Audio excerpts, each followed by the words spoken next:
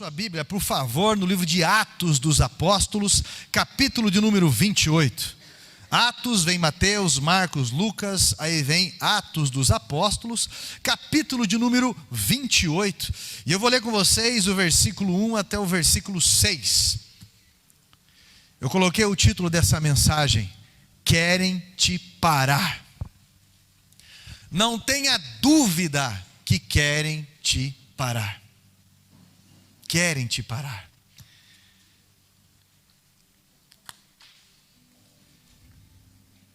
Atos capítulo 28, do versículo 1 até o versículo 6, diz assim a minha tradução. Eu vou ler para vocês a minha tradução aqui, tá? Você pode acompanhar aqui também. É uma tradução um pouco diferente. Mas diz assim: uma vez em terra, verificamos que a ilha se chamava Malta. Os nativos nos trataram com singular humanidade, porque, acendendo uma fogueira, acolheram a todos nós por causa da chuva que caía e por causa do frio. Tendo Paulo ajuntado e atirado à fogueira um feixe de gravetos, uma víbora, fugindo do calor, prendeu-se na mão dele. Quando os nativos viram a víbora pendurada na mão de Paulo, disseram uns aos outros: certamente este homem é assassino, porque salvo do mar, a justiça não o deixa viver. Porém ele, sacudindo a víbora no fogo, não sofreu mal nenhum.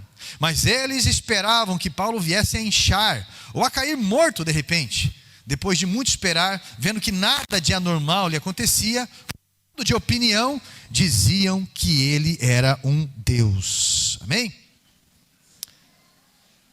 Nenhum cristão pode achar que porque está buscando a Deus, não haverá uma resistência na sua vida. Nenhum cristão pode achar que porque está buscando a Deus, não pode ser surpreendido, não pode ser confrontado, ou tudo vai bem porque você está buscando a Deus. Porque nós estamos num processo de santificação. Eu disse semana passada que existe a salvação quando você aceita Jesus sobre o pecado. Isso é, quando você aceita Jesus na sua vida, existe a salvação da tua vida, porque o pecado, ele já foi condenado. E aí nós começamos a viver o processo de santificação. E por último vai ser o de glorificação, onde o pecado ele já não reina mais. Mas escute, não se iluda que porque você faz o que é correto, Satanás tem alguma dignidade de não querer te atacar. Para ele, uma barata e uma criança enferma é a mesma coisa. Ele não tem dignidade nenhuma. Então não se iluda com relação a esse tipo de coisa. Eu contei para alguns aqui, eu acredito, já contei num culto também. Esse tempo atrás eu tive 2 sonhos. Um sonho em que eu vi uma irmã em cima de uns entulhos. E eu vi uma cobra escura, pequena, trançando aqueles entulhos. E eu falei para ela: meu Deus, minha irmã, sai daí! Sai daí porque ela vai te picar. E eu fui, ela não entendia direito o que eu estava falando. Eu fui empurrando, tirando ela dali. O povo tirou ela dali e ficou: tá tudo bem com você? Você está mais calmo? Só que eu afundei uma perna minha ali. E eu não conseguia sair. E eu pensei: meu Deus, isso aqui vai picar eu agora. Alguém me ajude. Eu tentava me esforçar. Alguém me ajude. Eu ouvia a minha esposa falar: alguém ajuda ele. Mas ninguém veio ajudar. Foi um sonho. E daí no outro dia eu sonhei, eu vi uma cobra muito grande passando. E eu olhava para o pessoal que estava próximo. E eu falei: vocês não estão enxergando o tamanho daquela... Acho que aquilo deve ser uma jiboia, alguma coisa. Passava e eu não vi o fim dela. E Deus estava falando comigo ali sobre um período de provação. Deus estava falando comigo sobre o fato de você querer ajudar, o fato de você ter boa vontade para alguma coisa. Você também tem que vigiar com os laços e algumas coisas assim. Mas esse sonho me fez lembrar desse capítulo 28, do versículo 1 ao 6. Porque quando Paulo ele já estava preso, sendo acusado pelos próprios irmãos de ministério, vamos dizer assim, os próprios religiosos da época, desde o capítulo 23, acusaram o apóstolo Paulo, dizendo que ele tinha profanado o templo. Então o apóstolo Paulo, ele foi preso. E agora decidiram com que ele fosse para Roma agora. Paulo, injustamente acusado pelos judeus, agora ele vai começar uma jornada em que demora-se um tempo para ir de um lugar para o outro de navio. E nessa jornada, a tempestade, ela foi tamanha que o barco onde Paulo estava, ele não aguentou, ele naufragou próximo a uma ilha chamada Malta. Uma ilha bárbara. Pastor, quem eram os bárbaros? Eram todos aqueles que não falavam a língua grega. Eram todos aqueles também que não faziam parte do Império Romano, eles chamavam de bárbaros. Então era uma ilha, Malta era uma ilha bárbara.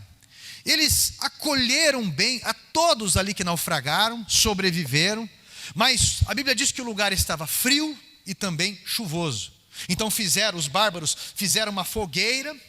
Paulo teve a iniciativa de não deixar a chama se apagar, então ele pegou um feixe de gravetos secos ali, e ele foi levar ao fogo, e quando ele foi levar ao fogo, a Bíblia diz que ali tinha uma pequena cobra, uma víbora, uma pequena serpente, que se enrolou na mão dele, picou a mão dele, ele chacoalhou ela na fogueira, e ali eles esperavam que Paulo iria morrer.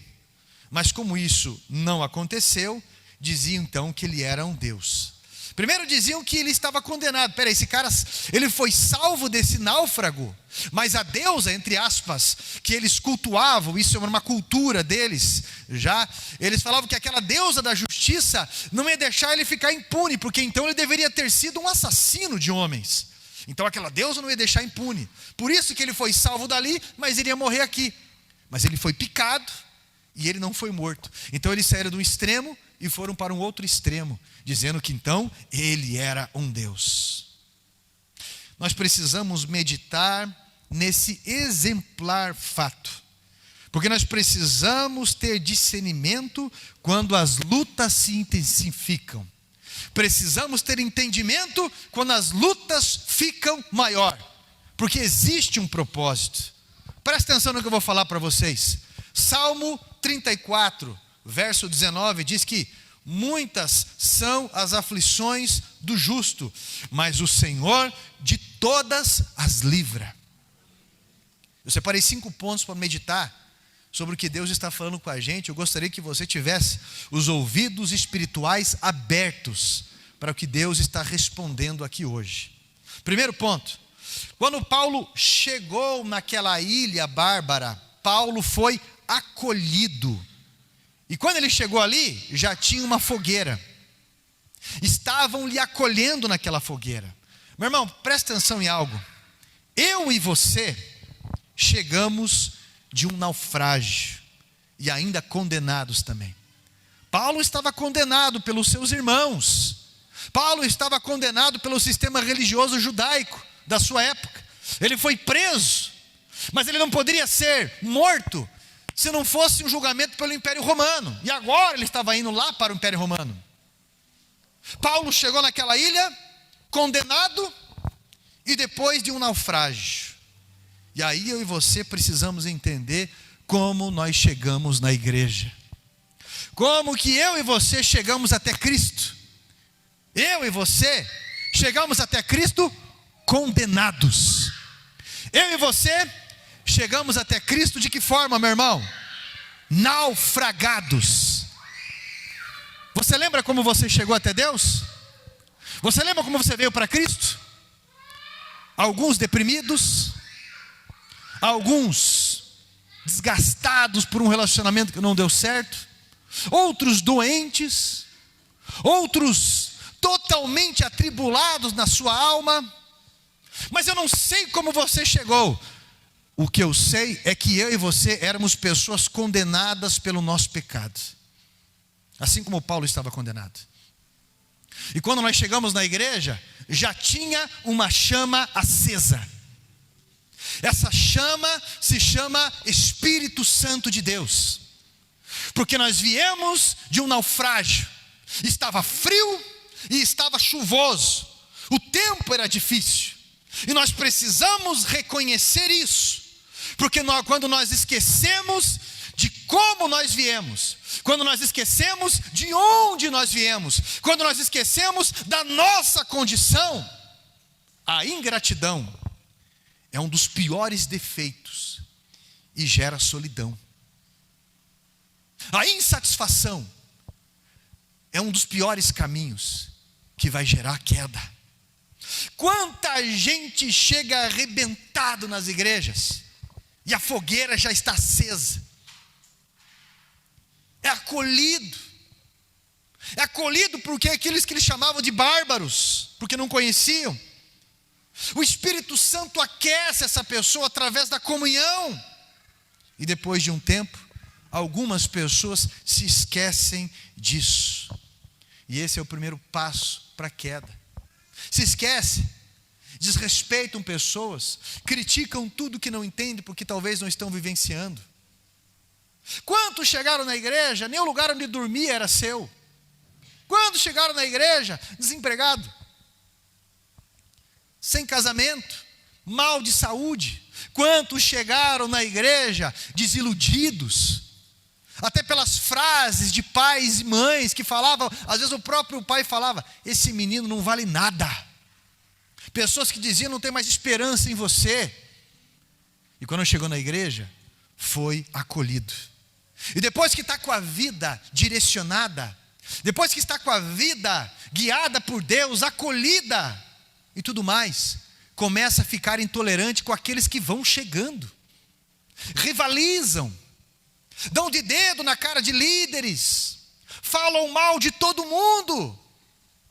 E aí, meu irmão, a Bíblia diz em Provérbios 16, 18, que o princípio da queda é a arrogância e o princípio da ruína é a altivez de espírito. Não esqueça disso, porque será o primeiro passo para a queda. Eu sempre digo isso nas comunidades terapêuticas que eu ajudo.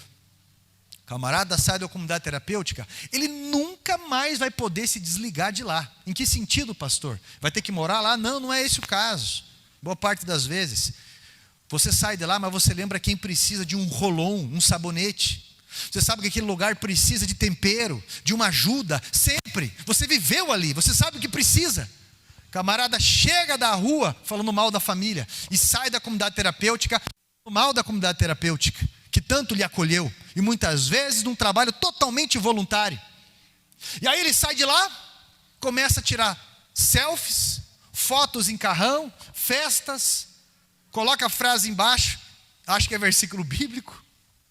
E aí, meu irmão, depois de um tempo, volta pior do que quando chegou a primeira vez lá. Meu irmão, olha para cá, seja acolhedor. Seja acolhedor. Eu já adotei tantos jovens no discipulado, missão, trabalho junto e coisas. Eu lembro uma vez de um jovem, infelizmente ele não está na igreja já há muitos anos, mas ele deveria ter uns 10 anos mais ou menos quando chegou na igreja. A mãe dele eu conheci no hospital quando ela estava falecendo de câncer. Achei uma pessoa muito serena, muito doce. Orei com ela e ela já tinha Jesus na sua vida e ela falou, pastor, ajuda o meu filho. E eu abracei aquele menino, levava ele para pousar nos lugares, levava para fazer missão, pagava tudo que eu podia para ele, levava para tudo qualquer canto. Mas teve um ano que eu arrumei 4 empregos para ele. Eu falei, o que está acontecendo com esse menino? E um dos empregos, o último que arrumei para ele, eu cheguei no lugar e eu fiz uma pergunta para ele, falei, mas você não fez isso? É perigoso isso. Ele pregou, abriu os braços e foi ignorante comigo e deu de dedo na minha cara. Ele deveria ter já uns 21 anos, 20 anos por aí.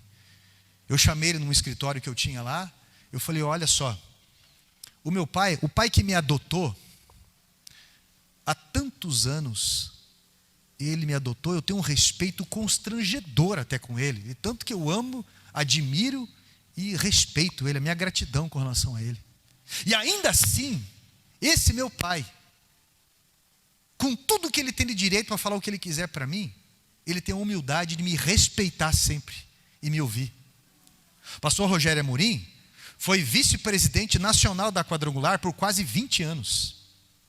Hoje tem 76 anos. Abriu igrejas no mundo e tudo mais. Sempre me respeitou. Quem que você pensa que é para falar desse jeito comigo? Ainda mais do jeito que eu te acolhi e fiz e invisto na tua vida. esse jovem ainda ficou de queixo duro. E infelizmente, ainda depois, fui atrás, liguei tantas vezes, ele foi caindo na fé. A arrogância foi cegando. E isso me dói muito até hoje. Porque até hoje eu intercedo por ele, mas ele não dá mais acesso. Nós não podemos esquecer como nós chegamos. Nós não podemos esquecer dos favores das pessoas que nos fizeram. Porque as pessoas esquecem muito rápido dos favores que são feitos. Você pode passar madrugadas com pessoas, lutas com pessoas, e na primeira situação que se desgasta, ou se não se alcança o alvo, ou se decepciona, vai esquecer todos os favores, todos e tudo mais. Cuidado com isso. Quando eu cheguei na igreja, a igreja já existia, a fogueira já estava acesa, me acolheram. E eu não posso esquecer de acolher. Eu não posso esquecer, meu irmão, de ajudar, de melhorar. Eu não posso esquecer, meu irmão, de facilitar o caminho de pessoas. Esse é o chamado. Segundo ponto, Paulo, ele decidiu trabalhar para manter a chama que quando ele chegou, acesa. Você já ouviu falar, meu irmão, que quem não se envolve, não se desenvolve? Já ouviu falar isso? Esse é o nosso tempo. Muitos dos nossos líderes, seja Policarpo no ano 300 depois de Cristo, seja Lutero, seja John Burney, seja John Wycliffe, seja Aimee Semple McPherson, Catherine Kuhlman, seja quem for, meu irmão, Harold Williams, seja quem for, Rogério Amorim, seja quem for. Essas pessoas trabalharam muito para deixar a chama acesa. Agora é a nossa geração. Paulo não ficou parado, ele viu a necessidade e ele se voluntariou. Para você manter uma vida espiritual acesa, é preciso trabalhar. Não se iluda, olha para cá, porque eu e você não ficamos almoçando só no domingo, eu e você não jantamos só no domingo. Por que nós vamos receber o evangelho só no domingo? Se durante a semana não tem uma devocional, não escuta uma mensagem, não faz uma oração, você acha que a chama vai manter acesa no teu coração, na tua vida dessa forma? De maneira alguma. Não se iluda com isso, despriorizando a sua vida, o seu relacionamento com Deus e não trabalhando. Meu irmão, tem que pôr a mão no arado. Paulo ficou 3 meses em Malta, nessa ilha, e outros chegaram depois dele, e Paulo foi atrás de gravetos secos. Você sabe o que significa, o que tipifica gravetos secos? Tipifica homens sem Deus. Paulo levou esses gravetos secos para onde? Para a fogueira, conduziu-os até o Espírito Santo, os envolveu. Olha para cá, quem diz que ama Jesus e não ama almas, ainda não teve os olhos abertos. Quem diz que ama Jesus e fala, eu faço as minhas orações no meu quarto, e é isso que importa, levar minha vida com Deus, você está enganado com a tua salvação, porque esse egoísmo não salva ninguém não. Quem é salvo, quer a salvação de outras pessoas. Quem é salvo se incomoda terrivelmente com pessoas que estão indo para o inferno, pessoas que estão com a vida torta. Quem ama Jesus vai se importar com almas, sim. E não vai dizer, eu lembro da pastora Mara Lau, que foi secretária nacional de Educação e Cultura da Quadrangular, na minha formatura de teologia, no Velho Testamento, eu lembro que ela, na época do retroprojetor ainda, eu lembro que ela falou que ela passava todo dia ali pelo passeio público, e ela olhava para aquelas mulheres que alugavam o corpo, e um dia, ela estava escutando um louvor, falando com Deus, como o Senhor é bom, e ela falou que Deus ministrou com ela, Deus falou com ela, falou assim, você está vendo aquelas mulheres ali? E ela falou assim: sim, Senhor, elas são as minhas filhas a serem resgatadas. O que você tem feito por elas? E ela diz assim: eu chorando, com a minha cara de pau, eu respondi para Deus: eu tenho orado. Eu tenho só orado. Eu nunca entreguei um panfleto, eu nunca fiz um convite, eu nunca fiz uma oração. Eu nunca disse o quanto elas são importantes para Jesus. Eu nunca disse o quanto é importante o evangelho curar uma pessoa. Eu não contei o meu testemunho. Ela sendo presidente da Secretaria de Cultura e Educação Nacional. E aí quem diz que eu sou salvo e eu cuidando da minha vida já está bom, você está enganado. Porque Charles Spurgeon inclusive disse: todo cristão ou é um missionário ou é um impostor. E eu e você não podemos nos iludir, de maneira alguma. Todo aperfeiçoamento que nós temos é para a pregação do evangelho. Todo dom que nós recebemos é para a comunhão, aperfeiçoamento e avanço do evangelho. Toda provisão, todo avanço financeiro não é só para desfrute da família, também é para avanço do evangelho, porque tudo vai ficar aqui e nós vamos levar o nosso currículo. Não se esqueça disso. Camarada é levado a pastor de igreja, não é nem dizimista. Na entrevista para ser pastor, se pergunta o que acha disso, mas nega. Dízimo não é um mandamento, dízimo não é uma ordenança, dízimo é um princípio. E que tem um coração salvo, voltado para Deus, vai ser dizimista. Zaqueu, um dos primeiros passos que ele deu ali, quando o Senhor pegou e falou para ele, o que ele falou? Se alguém eu defraudei, 4 vezes mais eu devolvo. E ainda reparto o que eu tenho com os meus pobres, com os pobres. O que Jesus pegou e falou?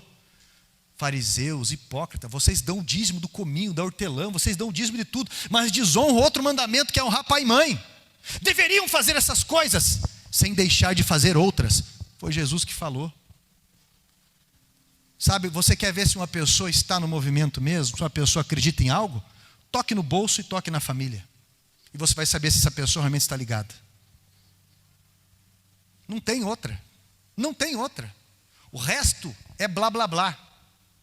Ficar enrolando, meu irmão, escute. E não vem querer falar: pastor, eu ajudo, eu pago, eu falo, ou pego, devolvo o meu dízimo. Não queira jogar para Deus a tua má administração de finanças.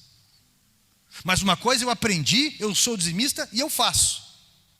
E antes que alguém fale alguma coisa, eu tenho que lembrar que eu também não sou assalariado da obra, nunca fui. E quando a igreja pode, a igreja me ajuda financeiramente. Sim, ajuda com o combustível e o plano de saúde. Porque eu vivo integralmente da obra. E todo dia, de domingo a domingo, vocacionado. Mas escute o que eu estou falando para você. Meu irmão, quando eu cheguei aqui, a chama já estava acesa. Deus não precisa de mim. Deus não precisa do meu dízimo, da minha oferta, eu sempre digo isso. Como Ele não precisa da minha oração, e também Ele não precisa do meu louvor. Mas se eu quiser ter vida, eu preciso ligar a Deus. E tudo aquilo que eu ligo a Deus, gera vida aqui, gera avanço, gera transformação. Satanás, ele quer parar você. E quer que você tenha uma mentalidade mesquinha. Quer que você tenha medo de Deus. Não se iluda com isso. Não tenha medo daquele que sempre cuidou de você. Não tenha dúvida sobre o que eu estou falando. O evangelho, presta atenção. O evangelho é atraente. E ele é prático. Tem pessoas que você chega no lugar, é só crítica. Não, teu cabelo está errado. Teu cabelo tem que ser assim. Ou tem que ser assim. Ou tem que ser mais curto. Ou, se você tiver um prego de ripa na língua, você não é salvo. Se você tiver aquele negócio de boi lá, não sei o que, você não é salvo. Ou se você fizer... E começa com um monte de coisa, daqui a pouco você vira, só pode usar cinza. Exemplo atrás, o pessoal falou: pastor, você não pode pregar naquele lugar, naquela igreja. Eu falei: por quê? Porque você tem barba. Eu falei: então tem que culpar Deus então. Foi Ele que me deu barba. Foi Ele que me deu barba. E tudo mais. Não, lá não pode ter nem costeleta, não pode usar gravata, porque tudo é vaidade. Eu falei: você está virando um extremo, isso é uma seita. É uma prisão. O evangelho, ele é atraente. A Bíblia diz em Mateus 7,49: e se admiravam da doutrina de Jesus, porque não era como os fariseus, mas pregava como quem tem autoridade. O evangelho, meu irmão, ele é poderoso. Ao mesmo tempo ele é leve. Ao mesmo tempo ele te confronta a você se negar e viver melhor. Não é essa palhaçada que vocês estão vendo na mídia aí, que o camarada está orando, ele começa a pular em cima da caixa de som, se pendura numa árvore, vira de ponta cabeça. Meu irmão, escute, isso não é pentecostantinismo, isso não é ser pentecostal. Pentecostal é acreditar nos milagres de Jesus, é acreditar que essa ligação e oração muda a realidade. Não confunda emoção com espiritualidade. Terceiro ponto: enquanto ele trabalhava, a Bíblia diz que uma víbora se enrolou na mão dele, quando ele estava próximo do fogo, e picou a mão dele. Picou o homem de Deus aonde? Meu irmão, a mão na Bíblia tipifica o quê? Trabalho. Você quer ver uma pessoa, você vê ela também pela mão dela. Como é que é a mão de um pedreiro aí? É mais grossa, né? Como é que é a mão de um mecânico? Tem um tio meu que é mecânico, a graxa, o óleo, já preteou aqui. Ele falou: isso aqui está encardido, cara, isso aqui não sai. Como é que é a mão de quem trabalha com TI aí, computador? Como é que é a mão de uma diarista? Shhh. Você está entendendo o que eu estou falando? Como é que são as mãos de Jesus? Olhe nas suas mãos. E ele mesmo fala: veja os cravos. Você está entendendo? Mãos significa a tua vida, significa o teu trabalho, significa por onde você passou, quem é você também. Jesus mesmo fala: vocês vão ver naquele dia, e eu vou dizer: apresente as suas mãos, eu quero ver o que vocês fizeram por meio do corpo. Lá no dia do julgamento do galardão, apresente as suas mãos, eu quero ver o que você fez por meio do corpo. Apresente as suas obras. Ninguém é salvo pelas obras, mas um salvo terá obras. Você acreditaria que eu sou um eletricista se nem uma lâmpada eu sei trocar? Acreditaria que eu sou um bom piloto da Stock Car, mas eu não sei nem fazer uma baliza para estacionar um carro? Acreditaria em muitos que dizem ser cristãos e apresente as obras das suas mãos. A víbora estava fugindo do quê? Do fogo. E ela picou quem? O homem de Deus. Aonde? Na mão. Meu irmão, o inimigo, ele quer picar, ele quer ferir a nossa obra no reino de Deus, principalmente enquanto nós trabalhamos. Com que objetivo? Parar de trabalhar. Tudo que Satanás quer é nos frear. Pessoas que o seu ego, orgulho, fogem dessa purificação do Espírito Santo, tendem a atacar homens e mulheres de Deus. Emprestam a boca para Satanás, manipulam pessoas, machucam pessoas, não pagam conta, roubam, fazem, meu irmão, muitas coisas. Tudo para que outras pessoas não continuem a obra, porque o seu ego é maior, sua vingança é maior. Você tem sondado a tua soberba? Volte e meia eu tenho que fazer isso comigo sempre, ainda mais como um colérico. Tem sondado a tua soberba? Que às vezes você para pensar assim, o que está escrito lá, que o Senhor escreve aqui: Deus resiste ao soberbo, mas dá graça ao... Já parou para pensar se você não está sendo resistido pelo próprio Deus? E você pensa: meu Deus, que tanto de luta, que tanto de situação. Foi o marido que o Senhor me deu, foi a esposa, esses filhos, são os meus pais, essa igreja, é esse Brasil. Não, Deus está lidando direto com você. Para de culpar os outros, seja mais humilde. Folgado às vezes, arrogante. E aí eu tenho que, porque eu sei que essa mensagem ela veio para mim em primeiro lugar. Eu sempre me questiono se eu estou sendo soberbo, porque Deus resiste ao soberbo. A Bíblia diz que Paulo chacalhou a sua mão diante do quê? Diante do fogo, não é verdade? Quando ele foi picado, quando ele estava fazendo a obra e ele foi ferido, e ele chacoalhou diante do fogo, significa que a sua obra não cessou.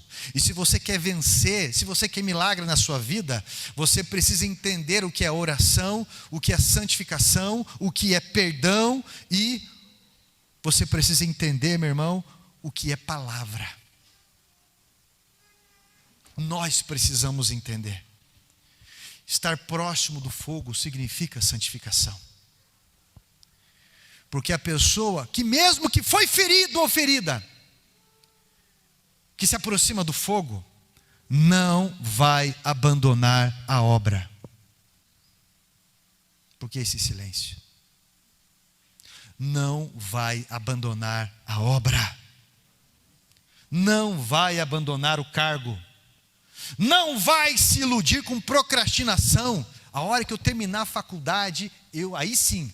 A hora que eu terminar, concluir isso, aí sim. A hora que os meus filhos, aí sim. A hora que eu melhorar financeiramente, aí sim. Você está se iludindo. Você está se enganando. Você está sendo soberbo. E você está deixando aquilo que é eterno e primordial para outros planos. Não existe falta de tempo. O que existe são prioridades erradas. Porque quando não é uma coisa, é outra coisa. Paulo chacoalhou ali a víbora que picou a sua mão diante do fogo. Quarto ponto. Mesmo Paulo sendo julgado por aqueles homens ali, injustamente, de tantas coisas, ele continuou ali, acolhendo, juntando gravetos, ele continuou ajudando, por 3 meses ali, até o barco dele ter que sair dali para ir para outro lugar. Isso é, mesmo ele sendo julgado injustamente, Paulo permaneceu. Aguentar o julgamento errado de pessoas, só resiste, meu irmão, realmente quem está honesto na busca por Deus, em ser ajustado, quem tem um alvo com Deus. Ser julgado injustamente. E muitas coisas acontecem assim, na minha e na tua vida, porque nós também julgamos injustamente pessoas. Olha, Jesus apareceu para Paulo antes de tudo isso, e prometeu para Paulo que ele iria pregar em Roma. Ele não sabe como que ele iria. Então Paulo estava tranquilo com relação a isso. Inclusive ele tranquilizou, se você ler o capítulo, ele tranquilizou os homens lá no barco. Ele falou, olha, não se preocupa, nenhum de nós irá se perder, iremos chegar a salvos. Meu irmão, olha para cá. Mesmo ele sendo julgado injustamente, ele não abandonou o seu chamado. Ele não perdeu o propósito. Ele não se desvencilhou. Mesmo ele ter sido abandonado por muitos da igreja, ele não abandonou a igreja. Você está entendendo o que eu estou falando? Antigamente as pessoas disputavam para assumir cargos nas igrejas.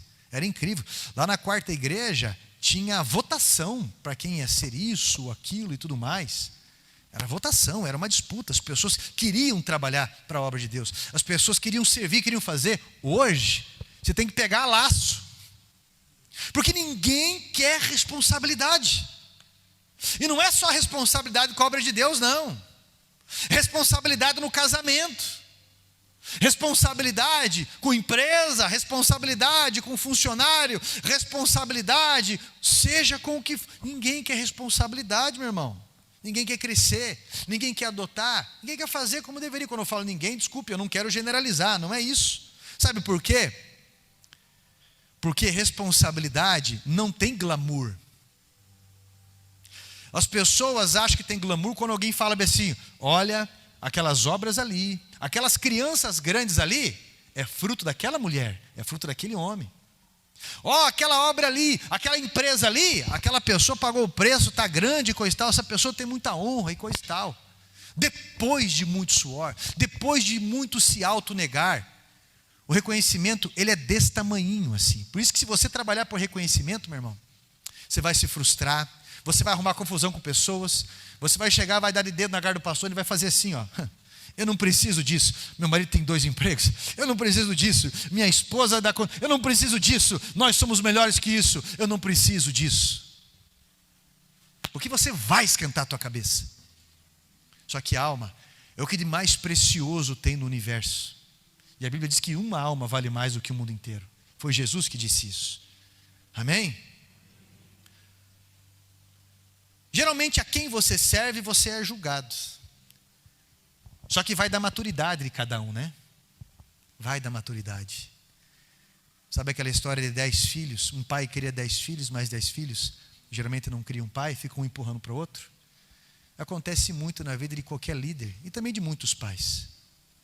Então nós precisamos prestar muita atenção com relação à honra.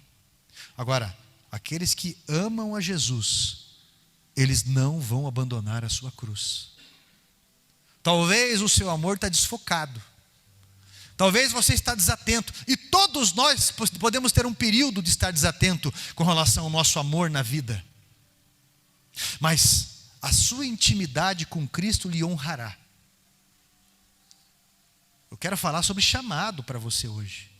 Eu quero falar para você que você é mais próximo de Deus, você tem propósito de vida. E talvez você está com a sua espada abaixada e não precisa de músculo nenhum para levantar. Eu lembro uma vez quando eu me frustrei muito numa igreja, fui obreiro, pastor auxiliar 2 anos ali. E foram 2 anos de situações complicadérrimas, de muita desonra mesmo, de muita situação mesmo, durante os 2 anos. Tanto é que a igreja lá não existiu mais. E eu sempre tentando ajudar ali. E aí eu lembro que eu estava... Já ouviu falar que cachorro que apanha de corda tem medo de linguiça. Gato escaldado tem medo de água fria até. E quando eu cheguei na igreja, a pastora que olhou para mim e falou assim... Eu pedi algumas confirmações para Deus e Deus me deu essas confirmações. O Senhor falou para mim que é para passar a igreja para você assumir. Eu falei, pastora, eu respeito a senhora, mas eu tenho 19 anos. E eu, com autorização do meu pastor, eu vou auxiliar a senhora aqui, eu vou te ajudar e vou... Durante 2 anos eu fiquei ali. Mas eu lembro que na primeira conversa eu disse para ela, pastora, quando eu estou chegando, quando alguém chega, geralmente você quer desenvolver, fazer alguma coisa, sempre tem um que faz relaxado, depois fica com dor de cotovelo, quer acusar, ou isso. Então, pastor, deixa eu ficar uns 6 meses de banco aqui, conhecendo bem, envolvendo ali, escutando até eu começar. Ela falou, Carlos, você está errado, eu te entendo, mas você está errado. Você vai procrastinar tudo, você vai acostumar, você não vai permanecer. Pastor, eu escuto com grande respeito o que a senhora está falando, eu vou orar a Deus, preciso que Deus confirme para mim. Aí um dia eu estou lá em casa, eu estava num período de fazer extra no hospital que eu trabalhava, às vezes eu entrava 1h da tarde, saía 7h da manhã, trabalhando. Chegava em casa 8h da manhã, dormia até 11 e pouco, voltava 1h da tarde para trabalhar de dia, virava à noite, saía 7 da manhã e voltava 1h da tarde. Estava trabalhando igual, sem noção. E aí, estava cansado, num domingo pela manhã, aquelas televisões de tubo antiga, antena ruim, isso morando em apartamento, antena ruim. Liguei a televisão 9h da manhã, eu falei, pô, esse horário eu sempre sou acostumado a estar na escola bíblica, né, cara, dando aula, tendo aula, ajudando. Mas hoje eu vou relaxar. Liguei a televisão, fui trocando aquele canal, um pior que o outro, televisão ruim, uma chiadeira, mas uma voz de um pregador audível. Falei, que voz agradável desse pregador, eu vou deixar aí. Para que eu deixei ali?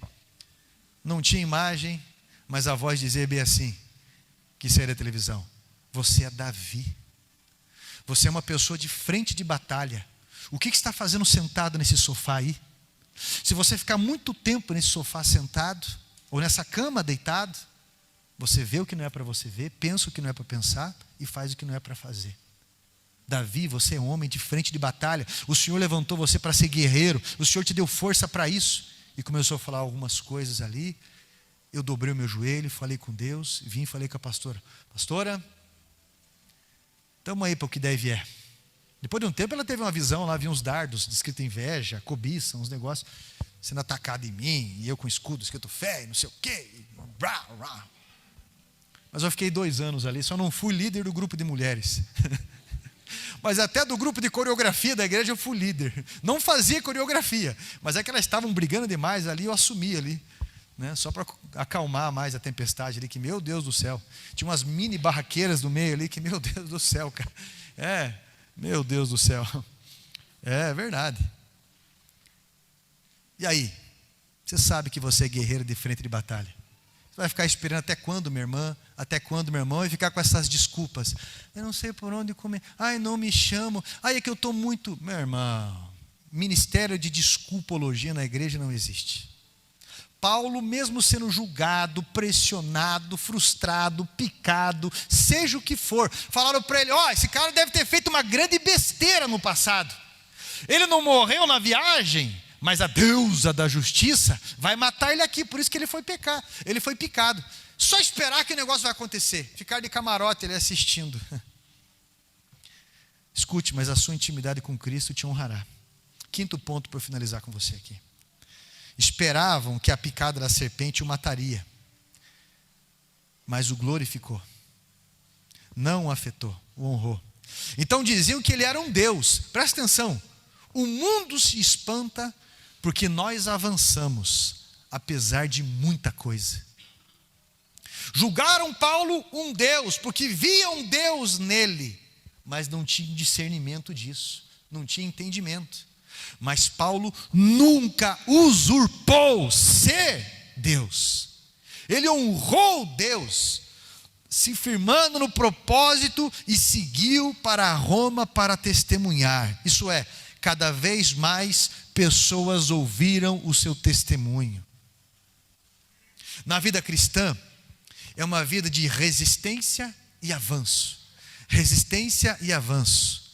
A zona de conforto, ela tem um limite muito curto para mim e para você, em tudo. Toda víbora, todo levantar de Satanás, ele vem antecedendo o avanço do Evangelho.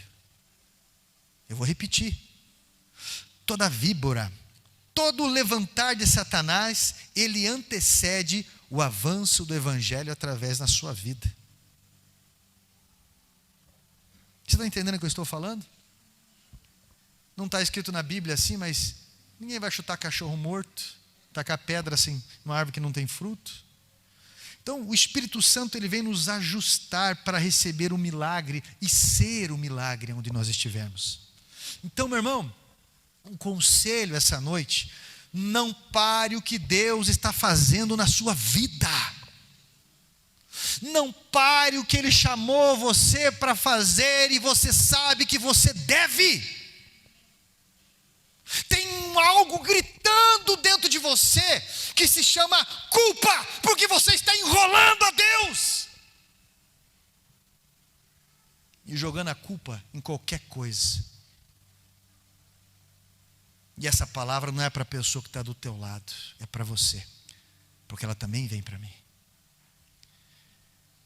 Deus, Ele quer levar o seu testemunho para os grandes ouvirem. Eu lembro uma vez que eu fui numa convenção estadual e eu vi uma pastora. Quando criança, ela falou que ela foi acometida de hanseníase, lepra. São 5 tipos. Mas ela contou sobre o que aconteceu no nariz dela, no braço dela, de criancinha. E ali ela escutou um testemunho. E naquele testemunho, ela estava com 44 anos quando ela contou o testemunho na convenção. E ali, quando ela escutou, criança, na salinha das crianças, quando ela escutou o testemunho, ela orou e ela fez um propósito com Deus. Se o Senhor me devolver o meu nariz direito e o meu braço direito devolver a saúde, eu vou largar a minha boneca de lado e eu vou pegar aquilo que as pessoas falam. Ela estava falando no microfone. Vou pegar aquilo que as pessoas falam e eu nunca mais vou deixar de falar o que o Senhor fez na minha vida. Aquela menina foi curada por Deus.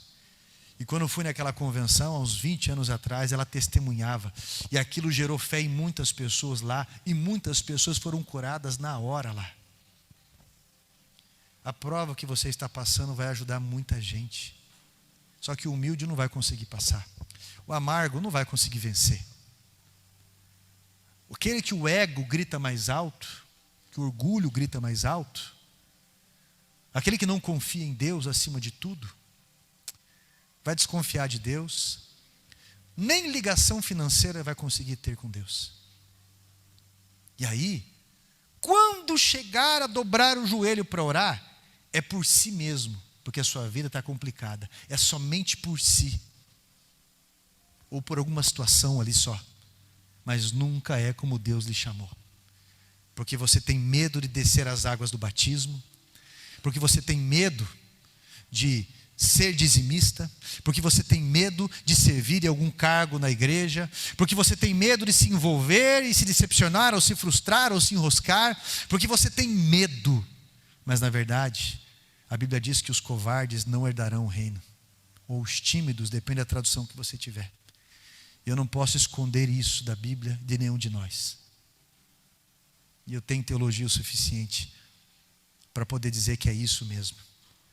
O egoísta, ele não vai entender o valor de uma alma. Paulo, quando ele chegou naquela ilha, ele estava condenado. Veio de um náufrago, estava frio e chovendo, e foi acolhido. E agora, ele tem que trabalhar para acolher, para levar o evangelho, para ser curado por milagres de Deus e avançar. E escute, meu irmão, você é Paulo hoje, você é Paula hoje. Não pare por nada, confie no milagre de Deus, não pare por nada, porque você é guerreiro de frente de batalha, e Deus te preservou desde criança para esse propósito que está ligado no alto. Deus chamou você, meu irmão, e você, no dia que desceu as águas do batismo, você estava fazendo uma confissão pública, e dizendo que você estava morrendo para esse mundo, mas agora, você faz de tudo para viver para este mundo, inclusive, sendo que você já se negou. Meu irmão, eu gosto muito de séries de filmes, principalmente os filmes do Rambo. Acho que lembra muito meu pai de criação, o jeitão.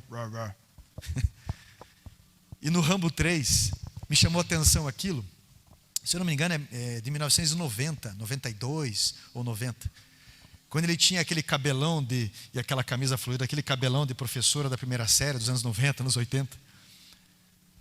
E aí ele vai lá, presta atenção, ele vai lá para os talibãs. Como é que é o nome daquele país mesmo? Afeganistão. Porque os russos estão deixando aquele povo cativo, estão prendendo aquele povo. E então o Rambo está lá, é o cara, ele mata um monte de gente, ele tem um histórico, blá blá blá. E ele chega lá e ele fala, não, eu vou resgatar lá o meu capitão, que é o meu parça. Eu vou lá resgatar ele, e então eu tenho todo um plano, só preciso de armamento de vocês, equipamentos de vocês. Aí os talibãs olham para ele, até então, naquela época, os talibãs tinham uma imagem boa, né?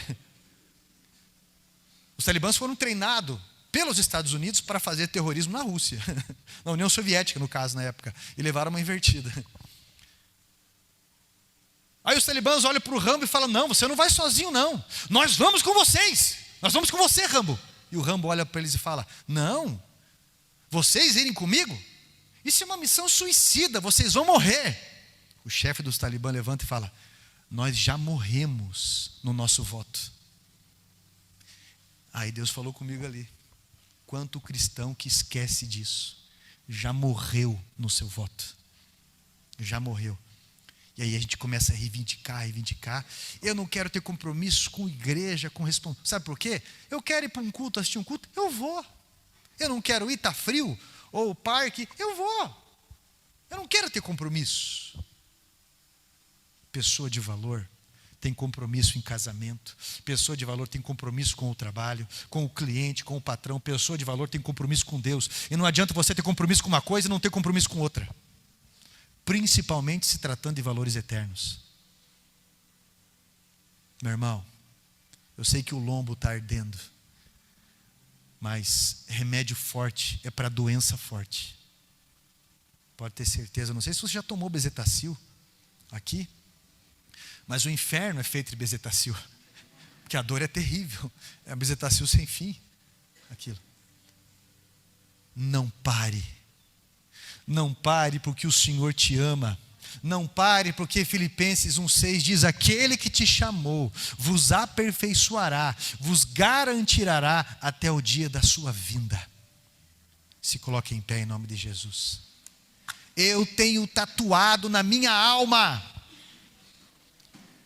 Hebreus capítulo 10, versículo 35 ao 39, presta atenção: necessitais de perseverança, porque depois de haver desfeito a vontade de Deus, alcanceis a promessa. Porque o meu justo viverá a sua fé, mas se recuar, a minha alma não tem prazer nele. Nós não somos daqueles que retrocedem para a perdição, mas daqueles que permanecem e avançam para a conservação da alma. Não pare, pelo contrário, avance, porque o Senhor está te chamando. Avance, porque o Senhor está te chamando. Você tem votos com Deus, você tem propósito com Deus. Renove hoje, porque esse é o teu chamado. Coloca a mão no teu peito assim, com os teus olhos fechados. Eu vou orar junto com você agora. E eu não sei qual que vai ser a tua conversa com Deus neste momento, mas eu sei que você precisa de conserto com Deus. Eu sei que você precisa se posicionar com Deus. Eu sei que você precisa renovar uma vida de dizimista. Eu sei que você precisa responder o chamado e se envolver na obra missionária que Deus te chamou, seja qual for o grupo, equipe. Eu sei que você precisa, meu irmão, descer as águas do batismo. Eu sei que você precisa parar de ter medo de Deus e se envolver no corpo dele. Eu sei que você precisa, porque aquele que te chamou, meu irmão, para boa obra, pode ter certeza que ele continua. Ele está na tua vida e ele planeja hoje uma obra maior na tua vida ainda. Por isso, e você sabe que ele está te chamando. Você sabe que ele está te chamando. Não abandone os seus. Deus está te chamando. Eu vou orar junto com você agora. E você vai dizer para Deus o seu propósito fielmente. Deus poderoso e santo, assim como aconteceu na vida do apóstolo Paulo, que passou por momentos extremos, um homem, Pai, que abriu muitas igrejas, e que ainda assim foi injustamente acusado, injustamente condenado, mas nunca deixou de fazer a sua obra, nunca deixou de fazer intensamente a sua obra, julgado pelos próprios irmãos da fé, que o abandonaram em prisões, em situações, ou mesmo como testemunhas. Talvez alguns diziam que ele estava exagerando, talvez outros diziam outras coisas, mas Pai, eu peço ao Senhor a coragem para esse meu irmão e minha irmã na fé. Eu peço para o Senhor a ousadia. Eu peço que a chama do Teu Espírito Santo venha queimar poderosamente. O amor pelas almas venha a ser verdadeiro. Em nome de Jesus Cristo, a salvação das almas aconteça através dos Teus. Espírito Santo de Deus, eu peço ao Senhor neste momento que venha ministrar o renovo, venha ministrar, Pai, a decisão, que essa pessoa não pode fugir desse chamado, essa pessoa não consegue fugir da sua consciência, do chamado que o Senhor colocou, de abrir mão das finanças muitas vezes, dos descansos muitas vezes, dos lazeres muitas vezes. Espírito Santo de Deus, queima no coração que o Senhor está dando liberdade. Essa pessoa que está sentindo o peito arder, essa pessoa, Pai, que sabe que é o Senhor ministrando ao espírito dele, em nome de Jesus Cristo, que hoje, Pai, tenha essa decisão firmada diante do Senhor. Faça florescer, Pai, neste momento com ousadia, com planos, com provisão, com testemunho. Faça, meu Pai, porque o Senhor é Deus poderoso. Assim, meu Deus, que a soberba, a arrogância caia por terra. Assim, Pai, que tudo aquilo que Satanás está tentando entrelaçar nas mentes, acorrentar as mãos, amordaçar, Pai, a boca, prender os pés em ferrolhos de ferro, tudo que Satanás está tentando fazer para enraizar na mente dessa pessoa, prender, Pai, nesse momento, no nome de Jesus, nós estamos colocando por terra. Nós estamos inutilizando toda a obra satânica, todas aquelas palavras que traziam resistência, acusação, todas aquelas palavras que traziam inquietação. Neste momento, em nome de Jesus Cristo, eu peço ao Senhor, Pai, que essa pessoa seja livre deste medo, dessa vergonha, que essa pessoa seja livre, meu Pai, e que dê passos de fé nesta vida, diante desta aliança, diante deste propósito. É a nossa oração neste momento, ligando aos céus, em nome de Jesus Cristo. E todos digam amém. Vamos aplaudir a Jesus Cristo e a sua palavra.